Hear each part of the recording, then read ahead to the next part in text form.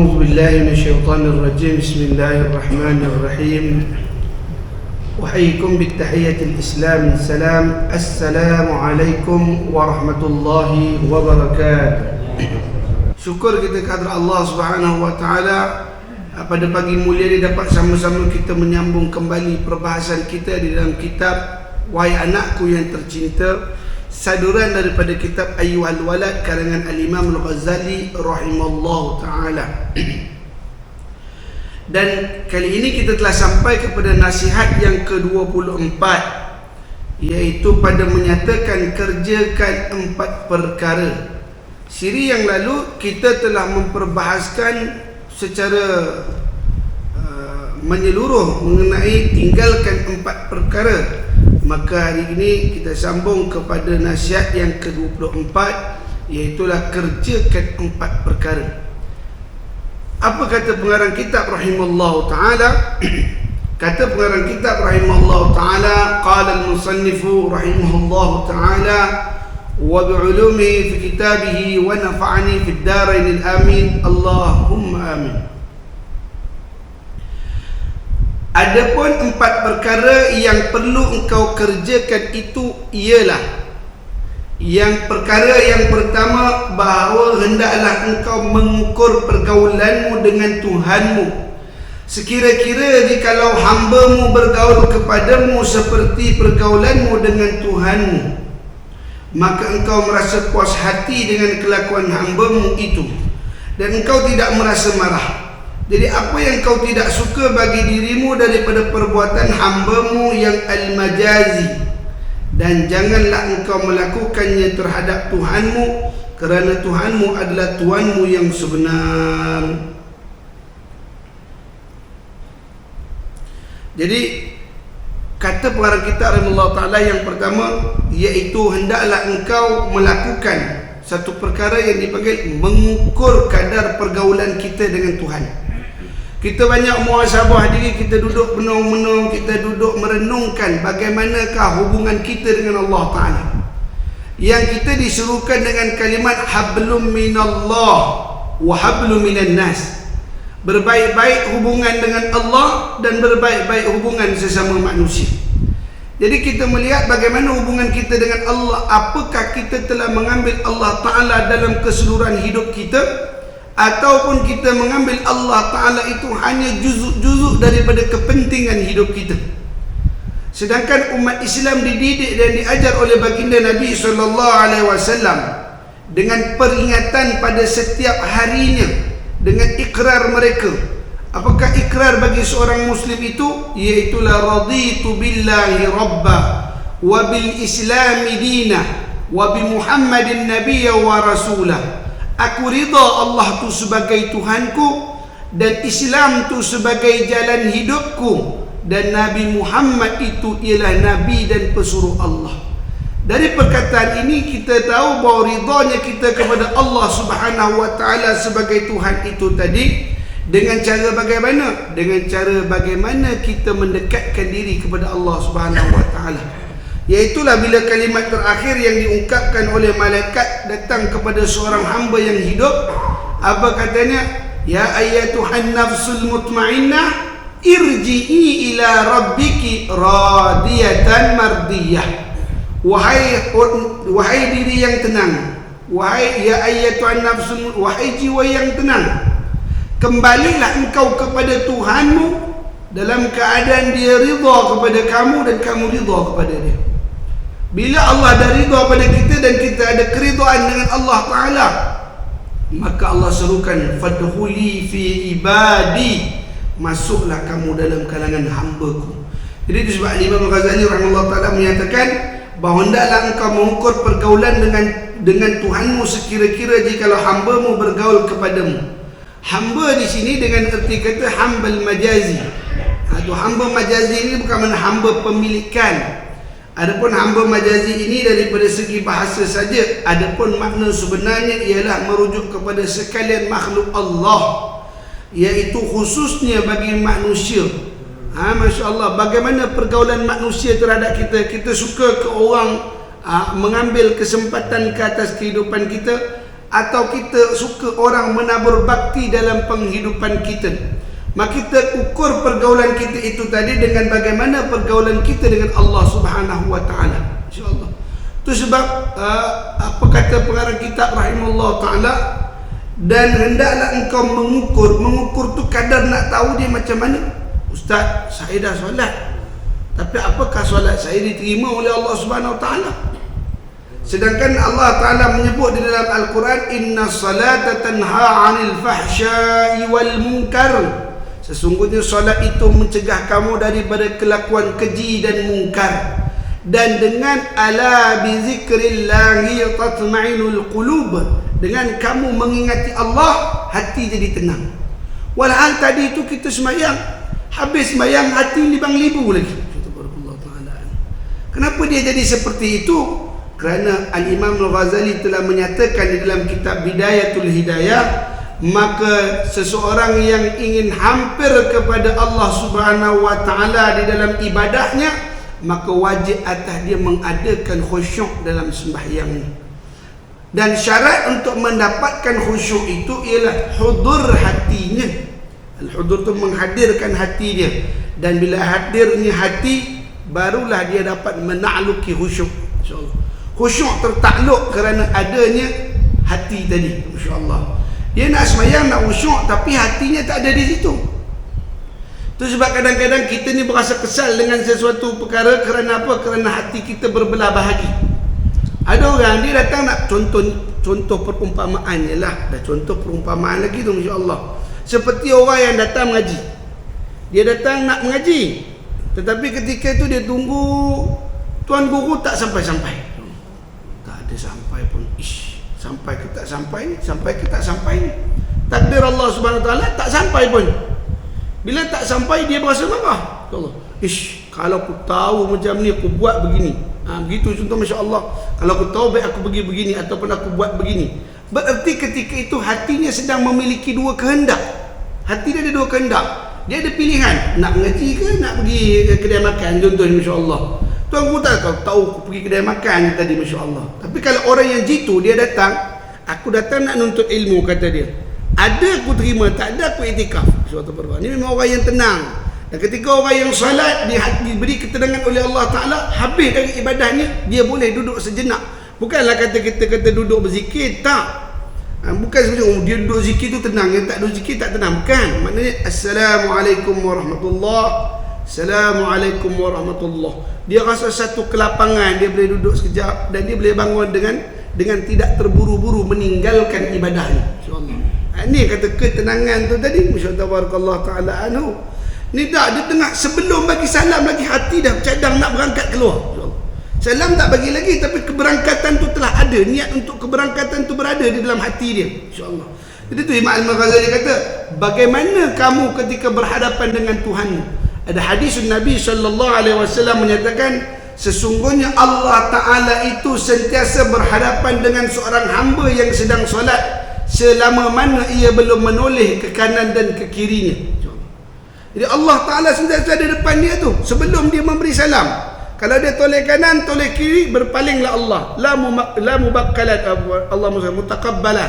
Ya Allah Ta'ala berhadapan dengan dia saat ia berada dalam sembahyang. Jadi bagaimana hubungan dia ketika benar-benar ia sedang menghadap Allah, apatah lagi ketika ia di luar daripada jangkaan ketika menghadap Allah Ta'ala. Itu sebab siri yang lalu juga kita dah sebutkan, saya ulang kembali bagi barang ingat pada diri saya, iaitu Islam ini adalah agama yang mana mengajar umatnya untuk mendekatkan diri pada Allah. Dan Islam ini ialah satu panduan jalan untuk hidup. Jalan untuk hidup, bukan kata hidup untuk Islam je, tapi Islam tu untuk hidup kita. Dan Islam tu bukan sekadar agama. Agama tu apa dia? Agama tu ialah fahaman dan kepercayaan. Kita percaya Allah Ta'ala ada, kita faham tentang agama, tu agama lah, insyaAllah Ta'ala. Tapi cukup sekadar itu ke nak menyatakan Islam? Tak. Islam tu yang kata wabil islami dina. Islam itu ialah jalan hidup kami. Apa maksud jalan hidup? Iaitu sejak daripada dia buka mata pagi tadi, buka saja dia dah bergantung harap dengan Allah. Alhamdulillahilladzi ahyana ba'dama amatana wa ilayhin nusyur. nanti dia datang balik ke tempat pembaringan itu dengan Bismikallahumma ahya wa amut atau Bismikallahumma amutu wa ahya. Dia datang balik pada tempat tidur. Saat pegang nasi, Bismillahirrahmanirrahim. Saat nak masuk masjid, Allahumma aftah li abwaba bi rahmati. Nak masuk dalam tandas, Allahumma inni a'udzubika minal khabs wal khaba'is. Nanti dah diberi makan kenyang, Alhamdulillahilladzi at'amani wa ashba'ni wa saqani wa arwani. Nanti ketika tiap-tiap penghidupan dia naik kereta, Subhanalladzi sakhkhara lana hadza wa ma kunna lahul muqrinin wa inna ila rabbina lamunqalibun. Semuanya ada pergantungan harap dengan Tuhan. Bukan dia membanding-bandingkan kehidupan dia dengan agama tu dipisahkan. Tak apalah, sembahyang Jumaat je, sembahyang nanti Zuhur lah, nanti Asar lah, nanti Maghrib lah, nanti Isyak lah. Nanti maknanya keberadaan Tuhan pada sisi dia hanyalah mengikut waktu yang dikehendaki oleh dia. Nak sembahyang Zuhur kan baru ada Tuhan, nak sembahyang Asar kan baru ada Tuhan, kata insya-Allah. Tapi bukan begitu ciri seorang mukmin yang mendekatkan diri pada Allah Ta'ala. Itu sebab dia kata, hendaklah engkau mengukur bagaimana engkau bergaul dengan Tuhanmu. Adakah kau menjadikan Tuhanmu itu hanya pada masa-masa yang tertentu, ataupun kau mengambil daripada keseluruhan hidupmu untuk Tuhanmu. Itu sebab setiap kali kita sembahyang apa kata, inna salati wa nusuki wa mahyaya wa mamati lillahi rabbil alamin. Kita dah kata inna salati, sembahyangku, ibadahku, wa mahyaya, hidupku, wa mamati, dan matiku, lillah, untuk Allah. Tapi bila saat kita hidup, rupanya kita memberbahagikan sikit sebanyak aja. Kalau 24 jam sembahyang sehari 5 jam tuan-tuan, takkan 5 jam kita tak boleh ingat Allah. Bukan mana 5 jam, every day tu kena ingat Allah Ta'ala. Sebab wa ma khalaqtul jinna wal ins illa liya'budun. Allah jadikan manusia itu untuk beribadah pada dia, itu tujuan utama dia. Jadi sepatutnya tidak ada kita melupakan Allah agar Allah tidak melupakan kita dan membiarkan kita. Itu sebab apabila Imam Ghazali nak menulis kalimat ini, dia telah memulakan pada nasihat pertama sekali dengan hadis Nabi SAW. Apa dia? Alamatu i'radullah 'alal 'abdi, alamatu i'radullah ta'ala 'alal 'abdi ishtighalu bima la ya'ni. Kata Nabi SAW, tanda Allah Ta'ala berpaling, maknanya Allah dah tak peduli pada seorang hamba itu apabila Allah membiarkan dia melakukan perkara-perkara yang tidak memberi manfaat pada hidup dia. Bila dia dah mulai lalai, dia dah boleh rasa berjaya dengan kehidupan dia, dia tak perlukan Tuhan. Macam mana Allah jadikan sumpahan ke atas Qarun, seorang ahlul abid, seorang yang bertakwa pada Allah, merupakan orang yang paling dekat dengan Nabi Musa alaihissalam, kalimullah. Saat diberikan kelebihan dan keupayaan dapat mengumpul harta dunia kumpul tu, insya-Allah berlimpah ruah, apa ndak lagi daripada kekayaan, tak ada apa. Tapi saat orang datang minta zakat, minta infak daripada dia, dia kata apa dia? Sesungguhnya harta ini milikku. Kata apa utusan, ini harta milik Allah, Allah jua yang membantu kau mendapatkannya. Kata dia, tak, hartanya aku dapat sendiri, Tuhan tak tolong. InsyaAllah. Kenapa? Diuji di Tuhan, InsyaAllah, tabarakallah. Jadi itu sebab bila mengatakan dalam penghidupan kita, dalam ma'isyah, mata pencarian kita, niatkan ia sebagai ibadah untuk Allah Ta'ala. Kita bekerja walaupun minta maaf, walaupun security, kita hanya duduk di meja apa, di meja kaunter tadi, tulis kereta masuk, kereta keluar, kita duduk, kita pandang je, bukan kata gerak tubuh badan menyangkui ke tak. Hak tu dengan niat ibadah, duduk tadi dapat pahala di sisi Allah Ta'ala. Tapi kalau dalam melakukan pekerjaan berat sekalipun, mikul sampai 3 gantang 4 gantang padi daripada bendang, bawa naik atas lori sekalipun, tidak ada niat untuk Allah Ta'ala, tak ada sikit qasad pun tujuan melakukan itu kerana ibadah, di mana nak diletakkan pahala? Atas sebab apa? Kerana dia sendiri tak jaga hubungannya dengan Allah Subhanahu wa Ta'ala. Itu sebab kita berada dalam bulan Rajab, bulan yang memperingatkan tentang hubungan manusia dengan Tuhan.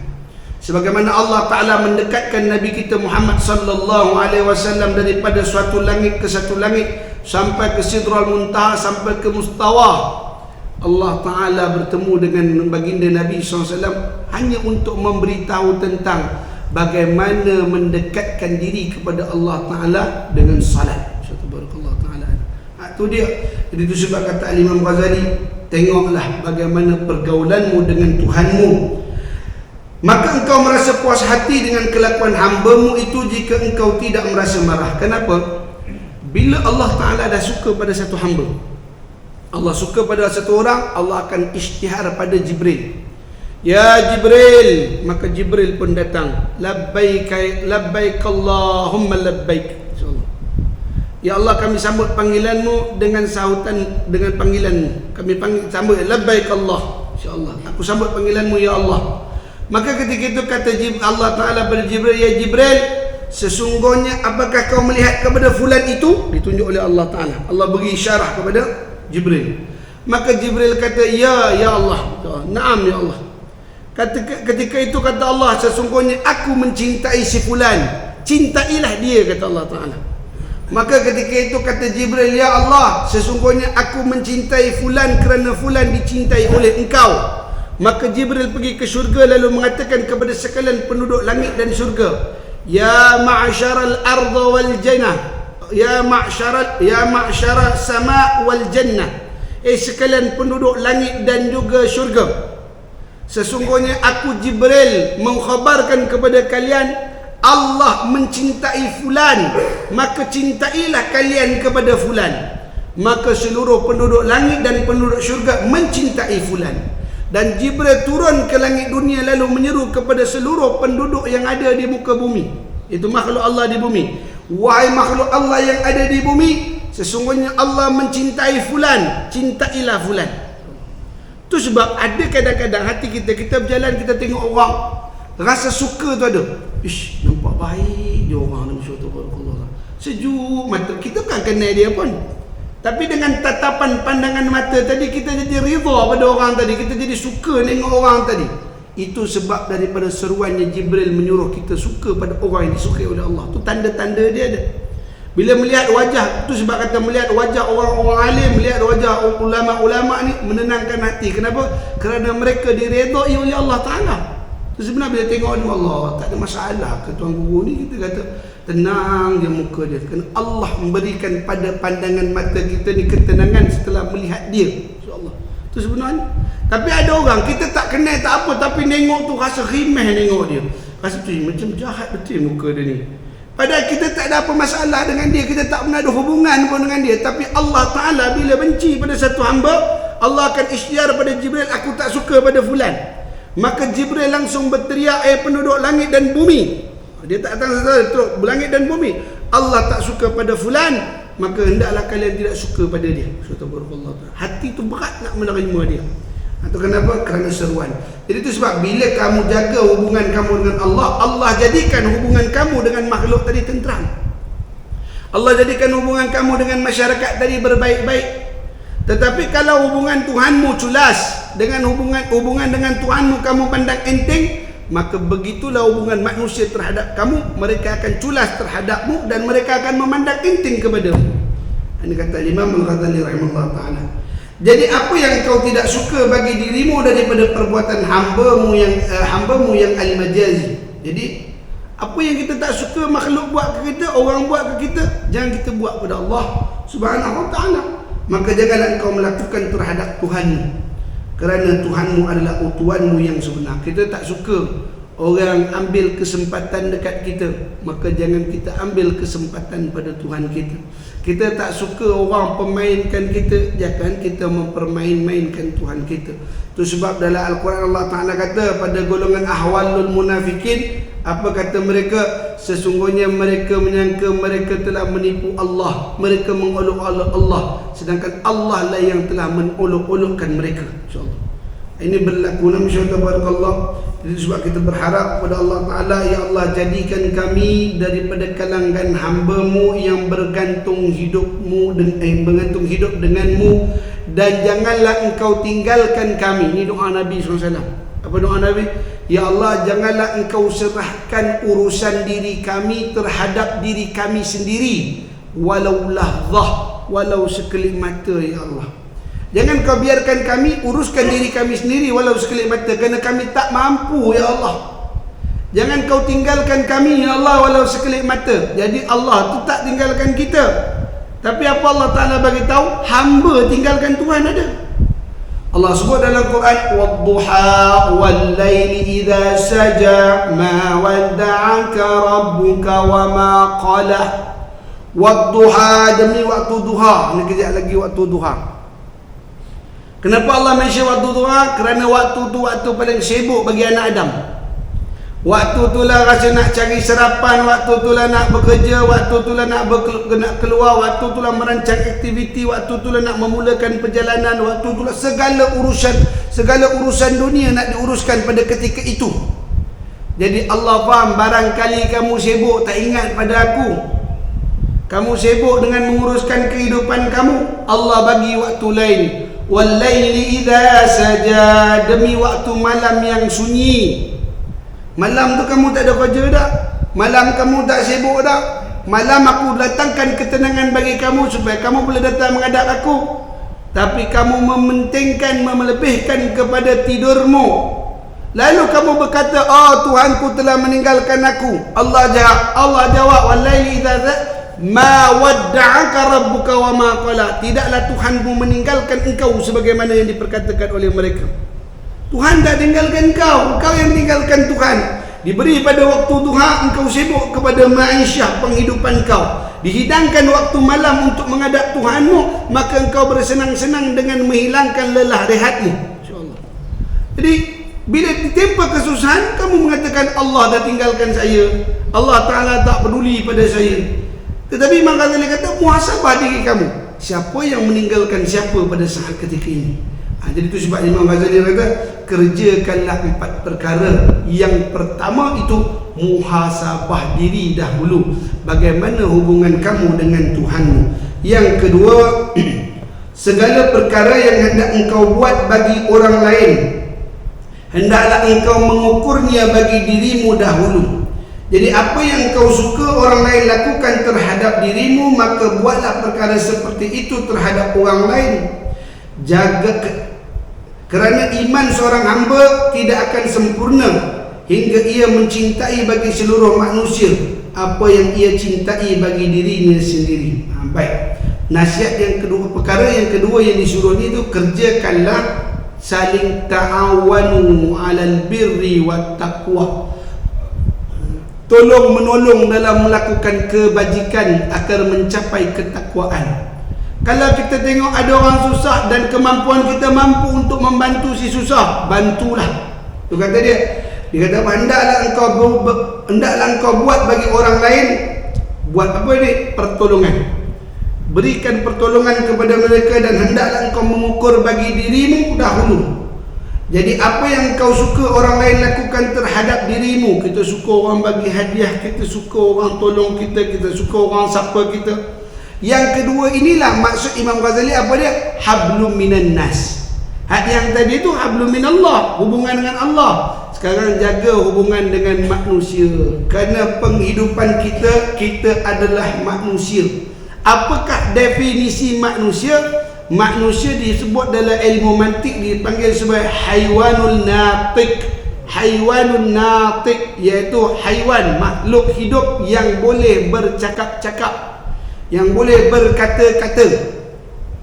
Jadi bila dia berkata-kata, dia tak berkata seorang-seorang. Jadi manusia itu ialah makhluk Tuhan yang berkelompok, duduk dalam berorganisasi, duduk dalam berbilang-bilang atau duduk dalam bersuku-suku, kita panggil. Mesti ada kita panggil apa, kawanan-kawanannya. Seorang-seorang dia tak jadi. Jadi bila kita ni adalah manusia ataupun haiwan yang berkelompok ataupun makhluk hidup yang bersuku-suku, maka mestilah ada adab dia terhadap suku-sukunya tadi, terhadap rakan-rakannya, terhadap saudara maranya, terhadap anak-anaknya. Maka ukur dahulu pada dirimu. Kadang-kadang dia rajin tolong kawan, tapi anak isteri tak nak ditolong. Kena tak? Tak kena. Tu kita kena ukur tadi tu. Jadi tanggungjawabnya dilepaskan terlebih dahulu sebelum ia memulakan urusan pertanggungjawaban terhadap orang luar daripada tanggungjawab dia. Maka berbuatlah perkara seperti itu terhadap orang lain, kerana iman seseorang hamba tidak akan sempurna. Jadi kita cerita kita iman. Apakah kadar yang menyempurnakan iman? Apabila kita mencintai manusia. La yu'minu ahadukum, tidak beriman seseorang kamu itu tadi selama mana dia belum mencintai saudaranya sebagaimana dia mencintai dirinya. Jadi kita akan cintakan pada saudara-saudara Islam kita sebagaimana kita tak nak musibah ditimpa ke atas kita, begitulah kita takut musibah ditimpa ke atas orang lain. Maka khawatirlah, kata para ulama, apabila hatimu merasa senang saat mendengar kedukaan orang. Kita dengar, oh itu kemalangan, baguslah, kata kau tak berjalan aja kerja dia, kata Musa tabarakallah. Dia bagus dia, kata kau tak berjalan dia kerja dia tu, bagus dia bisa berjalan. Dia senang, jangan. Ataupun jaga-jagalah terhadap hatimu apabila tidak merasa apa-apa di saat saudaramu ditimpa dengan musibah. Sejaga dengan musibah, kata oh rumah dia terbakar. Yelah dia apa dia. Ataupun yang lebih besar, hari ini Allah Ta'ala timpa kepada kita pada saudara-saudara kita yang berada di Palestin yang dibantai pada hari ini. Barangkali mereka itu, Allahumma salli ala sayyidina Muhammad, terus menerus kebergantungan hidupnya kepada Allah Ta'ala yang sangat tinggi. Nanti ditanya oleh Allah pada kita, bagaimana hubungan kamu ataupun rasa hatimu terhadap orang yang berhubung denganku ini. Nanti ditanya Allah, kamu orang Muslim, macam mana kamu dengan orang-orang yang Muslim ni juga. Hari ini pembantaian masuk hari yang ke-100 lebih, alhamdulillah ta'ala, dan kita tidak melihat tanda-tanda yang perdamaian itu akan berlaku di Palestin. Namun harapan dan doa kita kepada Allah Subhanahu Wa Taala, moga diberikan bantuan kepada mereka dengan sebesar-besar bantuan dengan kejayaan. Tapi yakin kita sangat yakin bahawa Palestin akan bebas suatu hari nanti, sebagaimana janji Nabi kita Muhammad sallallahu alaihi wasallam dalam alamatus saah, dalam tandanya kiamat. Subhanallah taala. Datangnya Nabi Isa alaihi wassalatu wasallam yang akan juga menakbir dan juga membebaskan Palestin daripada cengkaman Al-Masihud Dajjal pada ketika itu. Itu sebab hubungan kita dengan makhluk bergantung juga bagaimana hubungan kita dengan Tuhan. Kalau hubungan baik dengan Tuhan, Allah jadikan makhluk baik dengan kita. Kalau semedang kita bergaduh dengan orang, telik barang pertama hubungan kita dengan Allah Ta'ala. Ada orang dia datang, Assalamualaikum Ustaz, Waalaikumsalam Ustaz, saya nak tanya, kata dia, masalah menipu saya ni Ustaz, anak saya ni begik berbenuh. Teruk begik Ustaz, bukan begik je, tengin. Begik tu degil perangainya, tengin tak boleh dia bagi nasihat, insyaAllah. Cakap tak mau, insyaAllah. Apa salah dia tu Ustaz? Apa salah dia? Dia nanyakan salah anak. Subhanallah ta'ala. Jadi tu jawab dia ulama' kata apa? Ulama' bahas kata, jika ada masalah itu menimpa padamu, maka perhatikan bagaimana hubunganmu dengan Tuhanmu. Tuhan, bagaimana hubungan kamu dengan Tuhan? Apakah seperti itu juga kamu dengan Tuhanmu? Tuhan mendatangkan teguran daripada yang ada dekat dengan kamu supaya kamu merasakannya. Itu disebutkan oleh para ulama. Maka Allah Subhanahu Wa Taala serukan, Allah Taala berikan kepada manusia dengan perkataan hablum minallah, hablum minallah wa hablum minan nas. Jagalah hubungan kamu dengan Allah, maka Allah akan jaga Allahumma salli ala Muhammad, dan jaga hubungan kamu sesama manusia. Itu sebab ada Allahumma salli ala perkataan apa dia? Ihfazullah yahfizuk. Kamu jaga Allah, Allah jaga kamu. Subhanallah taala.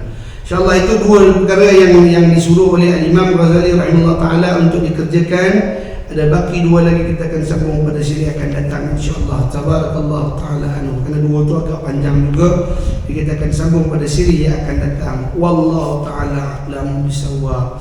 Tak banyak sangat lagi, insyaallah kita akan cuba usahakan sebelum raya ke ataupun sebelum puasa, kita cuba insyaallah. Rancangan tu ada tapi tak tahulah, kita hanya berharap pada Allah dipermudahkan urusan. Amin Allahumma amin. Jadi sekadar itu dahulu pada pagi mulia ni. Salah silap tutur bicara saya apa saya sampaikan. Sebelum tu saya buka ruang soalan kalau ada yang ingin bertanya. Falyatafaddal ma'jur.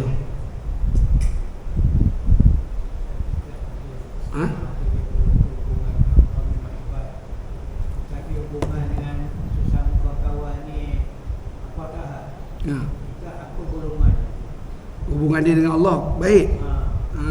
Hubungan dengan kawan-kawan apa tak Allah Ta'ala, insya-Allah. Jadi khabar macam tu Ustaz, dia hubungan dia dengan Allah Ta'ala dia baik. Jadi hubungan dia dengan manusia dia pandang remeh. Tak payahlah hubungan dengan manusia. Apa kategori golongan itu? Subhanallah. Yang ini yang disebutkan oleh para ulama subhanallah taala tentang satu golongan yang mereka memutuskan hubungan mereka dengan manusia dan mereka itu hanya dengan Allah Taala. Dia ada dua golongan tu.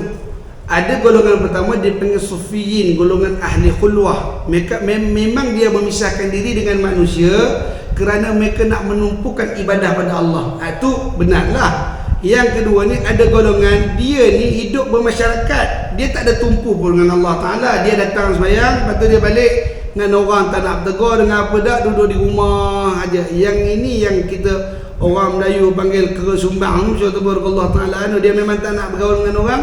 Sembahyang datang insya-Allah. Zakat bayar. Tapi dengan orang dia tak ambil tahu. Masalah ada kenduri sebelah rumah pun dia tak nak datang, bersembang pun tak mau. Yang ini Nabi SAW larang golongan ini, insya-Allah. Kerana orang itu sebab Nabi SAW larang golongan ini, kenapa? Kerana dia bukan hidup bersendirian. Dia bukan hidup bersendirian. Lain dengan golongan ahli suluk tadi. Yang pertama tu ahli suluk, yang orang yang asing diri sebab dia nak ibadah pada Allah. Iaitu benar. Ada golongan kedua dia memutuskan hubungan dengan manusia.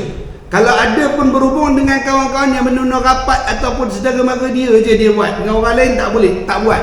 Maka Nabi larang perbuatan ini. Jangan dilakukan seperti itu. Kerana pada diri manusia itu ada kebaikan. Sebagaimana sabda Nabi SAW, khairun nasu ma yanfa'un nas. Sebaik-baik manusia ialah manusia boleh bagi manfaat pada manusia yang lain. Jadi itu sebab kita bertegur siapa dengan manusia kerana nak mengambil manfaat. Itu sebab la tahqiranna minal ma'rufi syai'a, jangan kamu remehkan kebaikan walau sekecil apapun. Walau talqa akhuka biwajhi talqi, walaupun kamu bertemu dengan saudaramu dengan bermanis wajah. Itunya. Dia tak ada apa, dia jumpa dengan orang-orang, dia jumpa dengan semua orang, dia bermanis wajah aja, muka senyum, Assalamualaikum, senyum.